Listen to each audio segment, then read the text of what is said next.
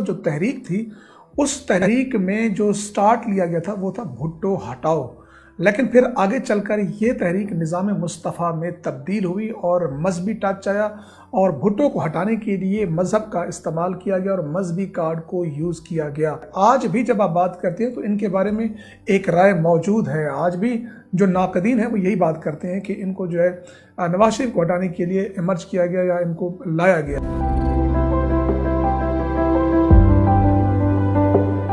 2020 में जब यहाँ पर लास्ट टाइम धरना आया था, अल्लामा खादिम हुसैन रिजवी साहब हयात थे, तो उस वक्त हुकूमत के साथ उनके कुछ मुआहदे तय हुए थे। मुआहदे पर अमल दरामद के लिए 3 माह की मोहलत मांगी गई थी। मुआहदे के बाद फिर जब अमलदारी की बात आई तो फिर हुकूमत ने दोबारा निगोसिएशन की बात की और 3 माह मजीद वक्त मांगा गया था और ये 3 माह तकरीबन कोई 20 अप्रैल 2021 में मुकम्मल होना थे। लेकिन जैसे ही 20 अप्रैल करीब आई तो 11 अप्रैल को हमने देखा कि साद हुसैन रिजवी को जो है हिरासत में ले लिया गया और उस हिरासत में लेने का मतलब ये था कि उन्होंने एक रात पहले, एक शब पहले एक प्रेस कॉन्फ्रेंस की थी जिसमें उन्होंने हुकूमत वक्त को वो मुआहदे याद कराए। अगर इस बार आपने अमल ना किया तो फिर 20 अप्रैल की रात 12 बजे हम दाता दरबार पर हाजिर देने के बाद इस्लामाबाद की जानिब लॉन्ग मार्च करेंगे। तो अगले ही दिन हमने देखा कि 12 अप्रैल को उनकी जो है वो गिरफ्तारी हो जाती है, उनको हिरासत में ले लिया जाता है और उस हिरासत के बाद एक मुल्क में जो है हिजानी कैफियत हुई, प्रोटेस्ट शुरू हुए। तहरीक लब्बैक के मुताबिक उनके कोई तकरीबन कोई 26 अफराद जो हैं वो ज़िंदगी की बाजी हार गए और इस दौरान कोई 6 से 7 जो हुकूमत बताती है कि पुलिस एहलकार जो हैं वो उसमें ज़िंदगी की बाजी हार गए। 15 या 16 अप्रैल को इंसदाद दहशतगर्दी के तहत तकरीबन कोई 20 FIR साद हुसैन रिजवी के ऊपर काटी गई, जबकि तहरीक लब्बैक ने इसके ऊपर इन तमाम चीज़ों को चैलेंज किया था कोर्ट में। पहले लाहौर हाई कोर्ट में सिंगल बेंच बना, उन्होंने तहरीक लब्बैक के खिलाफ फैसला दिया। फिर एक और बेंच बना जिसमें तहरीक लब्बैक के हक में फैसला आ गया। पर रिव्यू बोर्ड में जब हुकूमत की फिर नज़रबंदी की एप्लीकेशन आई और उसमें 8 ग्राउंड्स बताई गई थी कि ये 8 ग्राउंड्स हैं जिनकी बुनियाद पर साद हुसैन रिजवी को जो है जेल में रखा जाए, उनको रिहा ना किया जाए वरना ये नक्स अमन का मसला बन सकता है। लेकिन तहरीक लब्बैक के वकला और उनके इस्तदलाल और दलाइल के बाद वो 8 की 8 ग्राउंड जो है वो रिव्यू बोर्ड ने जो है वो ख़त्म कर दी थी। फिर उसके बाद हुकूमत ने फिर इनको के एक ट्रिपल ई के तहत जो इंसदाद दहशतगर्दी के दफात है उसके साथ फिर 3 माह का एक नोटिफिकेशन जारी कर दिया। फिर उसको भी तहरीक लब्बैक ने चैलेंज किया, उसके खिलाफ भी वो कोर्ट में गई और ये 3 महीने केस चलता रहा, इसकी मुख्तलिफ हेयरिंग होती रही। बिल आखिर 1 अक्टूबर को फैसला तहरीक लब्बैक के हक में आया। फिर उसके बाद हुकूमत ने ये किया कि इस सारे मामले के ऊपर फेडरल रिव्यू बोर्ड में चली गई और फेडरल रिव्यू बोर्ड से 1 महीने की फिर नज़रबंदी की जो है उसकी तौसीह दे दी गई कि तहरीक लब्बैक के वकला ने नेक्स्ट हियरिंग पर रिव्यू बोर्ड को बताया कि ये तो फैसला हाई कोर्ट दे चुकी है।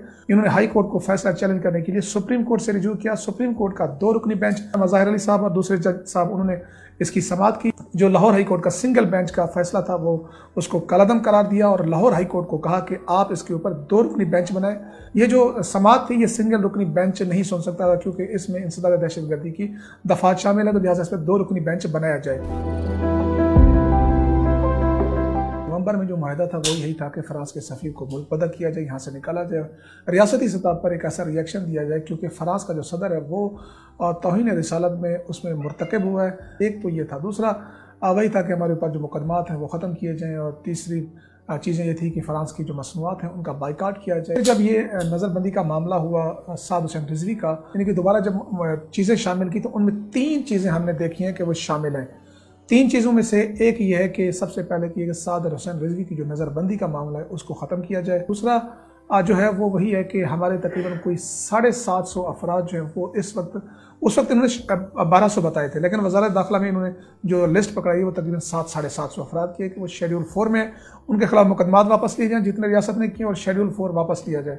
और तीसरा मुआहदा इन्होंने ये कहा है कि क्योंकि फ्रांस के सफ़ीर के मामले पर हुकूमत एक पेशरफ्त कर चुकी है, वो ये कि मामला पार्लियामान में ले जा चुकी है, कौमी असम्बली में करारदाद टेबल हो चुकी है। उसके 3 दिन पहले वहाँ पर लाहौर में गए, तकरीबन कोई 8 घंटे मुज़ाकरात हुए। 8 घंटे के मुज़ाकरात में एक मसालेती कमेटी थी जो लास्ट टाइम मुज़ाकरात में शामिल थी, जिसमें साहबजादा हामिद रज़ा थे, सरवर इजाज़ कादरी साहब थे, साहबजादा अबुल खैर ज़ुबैर थे और दीगर अफराद थे, वो भी वहाँ पर मौजूद थे। इसके अलावा तहरीक लब्बैक की शूरा के 6 से 8 मेम्बरान वो भी मौजूद थे और साद रिजवी बनफ्स नफीस उस मुज़ाकरात में बैठे हुए थे। तो उसमें बात वही 3 चीज़ें जो मैंने बताई हैं कि मुकदमात ख़त्म किए जाएँ, साद रिज़वी की नज़रबंदी ख़त्म की जाए और जो पार्लियामान में आपने करारदाद की है, टेबल की है, उसके ऊपर बहस कराई जाए। तो ये मुतालबात हैं जिसके ऊपर अभी तक कोई पेशरफ्त नहीं हुई।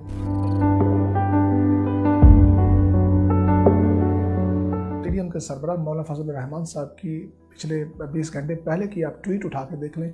उन्होंने फर्स्ट टाइम कहा कि वो तहरीक लब्बैक के साथ शामिल होने के लिए तैयार हैं। बेसिकली वो जो 6 अफराद इन लॉन्ग मार्च और इस लॉ इन्फोर्समेंट एजेंसीज के साथ लड़ाई और झगड़े और उस वक्त जो शेलिंग हुई उसमें हलाकतें हुई, तो उसको बेस बनाकर वो साथ देने के लिए, एंट्री देने के लिए तैयार नज़र आते हैं।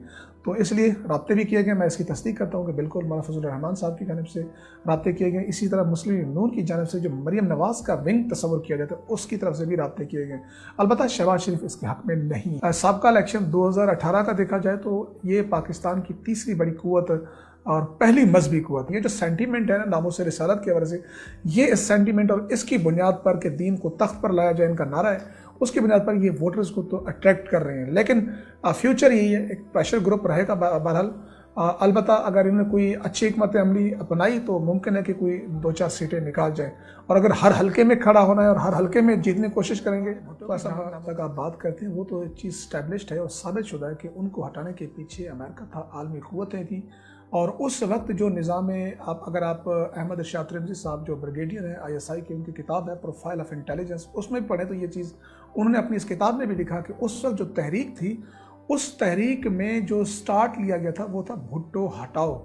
लेकिन फिर आगे चलकर ये तहरीक निज़ाम मुस्तफ़ा में तब्दील हुई और मजहबी टच आया और भुट्टो को हटाने के लिए मज़हब का इस्तेमाल किया गया और मजहबी कार्ड को यूज़ किया गया। और हर दौर में हमने फिर देखा IJI बनी, मुख्तलिफ तहरीकें बेनज़ीर का रास्ता रोकने के लिए, उस वक्त भी मजहबी कार्ड इस्तेमाल किया गया। आज भी जब आप बात करते हैं तो इनके बारे में एक राय मौजूद है। आज भी जो नाक़दीन हैं वो यही बात करते हैं कि इनको जो है नवाज शरीफ को हटाने के लिए इमर्ज किया गया या इनको लाया गया।